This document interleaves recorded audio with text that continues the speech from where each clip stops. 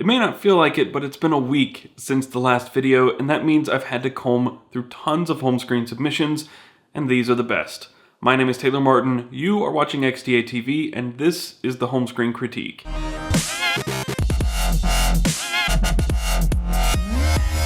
This first home screen, I'm not technically critiquing it, because there's not a lot to say about it. It's not very custom, but it's heavily themed around something that's relevant and something that I'm really looking forward to, and that is Red Dead Redemption 2. It was teased earlier this week, a trailer was released, and some pictures, and this uses one of those pictures, and I really, really like it. It comes from Twitter user Faku Marwari. I think I'm saying that correctly, probably not, but you have a black column of icons along the left side of the screen, which matches the silhouette of all the characters. A few white icons at the bottom. Your navigation buttons at the bottom are the same, they're stock. And then you have some widgets, maybe even one single widget. I think that's two different widgets. And that's pretty much it. The icons are custom, but that's really all there is to it. If I could do anything to this, I would make the icons at the bottom a color versus white, because that's the only white thing here other than the nav buttons. I would make them either red or yellow to match the rest of the wallpaper. But that's really all there is to say about it. I wanted to give it a shout out because I'm very much looking forward to Red Dead Redemption 2, and thanks for sharing. This next home screen comes from XDA user YouColdYet, and again, not a ton of custom work here. Some things that did jump out at me, but nothing that shows that he's using exposed modules or anything that requires root or anything. So you could do this very easily. The widgets, he says, are custom according to the description in the XDA thread, but I don't know what widgets he's talking about. As far as the date, he says that one's actually not custom. I think the one at the bottom with the clock is a custom widget.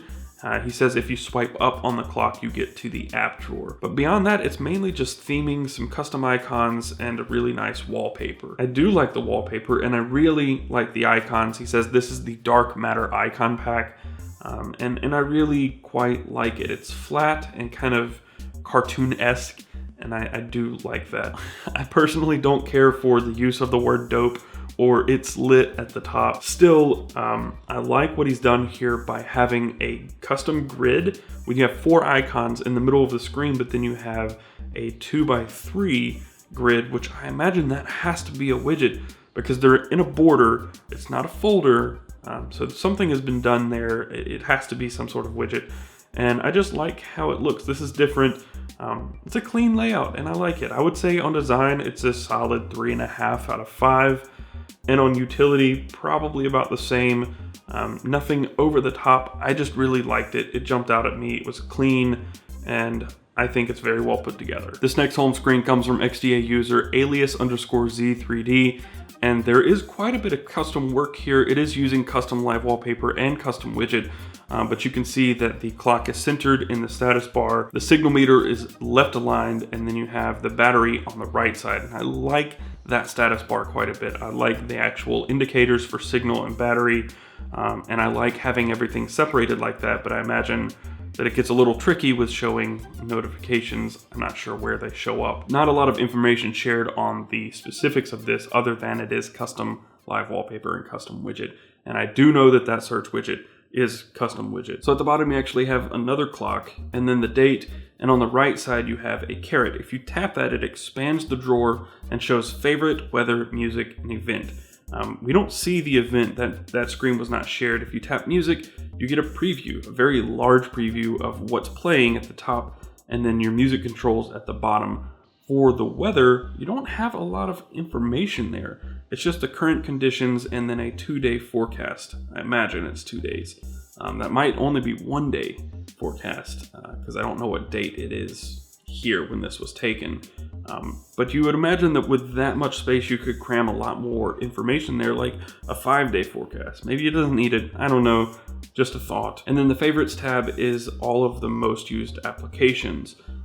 Doesn't show how to get to the app drawer. I imagine it's a gesture or something, tapping the home button. This, I would say, on utilitarian is not super high. There's so many different things you've got to do to get to something. So to get to your favorite apps, you've got to tap to expand and then tap favorite and then choose one of those apps. So that's at least 3 actions to get to your favorite app. So As far as design goes, I'd say this is 4.5, maybe 5 stars. I like it. It is super clean. But as far as utility goes, I'd say it's probably a 3.5 at best, because there's not a lot of information displayed there for the weather widget. We don't see the event widget or calendar, so I can't say much about that. Music is standard, but then the favorites is behind 3 separate actions just to get to one of those apps. It would be actually faster and fewer steps to just open the app drawer. So as beautiful as this is, utility-wise, it falls a little short. But honestly, I could use this. And the more I see home screens like this, the more I want to try custom live wallpaper myself. Because while a lot of them do fall flat when it comes to utility, they're gorgeous.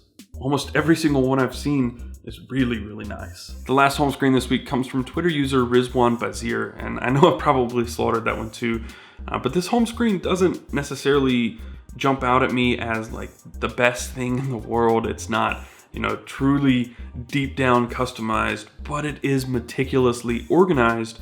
And I just like that it's centered around these intellectual quotes. Here on the home screen, there are 3 quotes, one from Les Brown, one from Jeffrey F. Abert, and one from Queen Elizabeth II. Inspirational or intellectual, there is a verb, so a dictionary entry, and then a countdown to exams. All of these things update on the hour, so new quotes appear every hour. I think the top quote is done with the Brilliant Quotes widget, and then the others are done with Dash Clock, as well as the dictionary plugin and exams, the countdown. And then there is a step tracker, and then just a few icons at the very bottom. The leftmost home screen, if you just glance at it, kind of looks like icon throw up. But if you just take a second, they're all very well organized. They're categorized by row, is what he says. And I don't know exactly what all those categories are. I can tell that there's one for news and reading, one for pictures and photography. But then you have Gmail, Flipboard, and Snapchat in a row. And then you have Evernote and Runkeeper. So I'm not exactly sure what those are exactly. And then the rightmost home screen has a calendar widget and the Google News and weather widget. Pretty standard stuff there. And the wallpaper here he custom made. It's just purple and black. So nothing super fancy, but I just have to say that I like the way this is put together. I don't know, it's hard for me to articulate why, but still I'd have to say it's probably at most a 3 on design. Because it's not over the top. There's still just kind of stuff everywhere. It bothers me a little bit that on the main home screen there's the full dock and then just 4 icons instead of just putting 2 more there. So there are some things about this that irk me just a little bit, but I really like the quotes for some reason. I'm drawn to this for that reason. But as far as utility goes, I'd say it's probably a 4. Just because you do have so much there. You do have to swipe over to the left to get to all these icons, but they are well organized and put in their place, so he likely knows where everything is, probably through muscle memory. He probably doesn't even have to look that hard for these things. I couldn't use it personally, but I think it's put together very well. So that's it for this home screen critique. If you would like yours featured in the next video, be sure to submit it. You can do so by going to the link in the description down below to the XDA thread and submitting it there. If you want, you can send it to me on Twitter, but it's much more likely to get lost in the noise. There's stuff going on all the time, and I don't always actually get to the ones that are tweeted to me. I always see most of the ones that are shared to XDA, so just putting that out there. If you found this video helpful and enjoyed it, be sure to give it a thumbs up, and don't forget to subscribe to XDA here on YouTube, and follow XDA in all your favorite places. If you'd like to see more of me, you can do so at my own channel over at Mod at Home, and of course you can find me on Twitter and Instagram at Casper Tech. One last time, my name is Taylor Martin, and I will see you in the next one.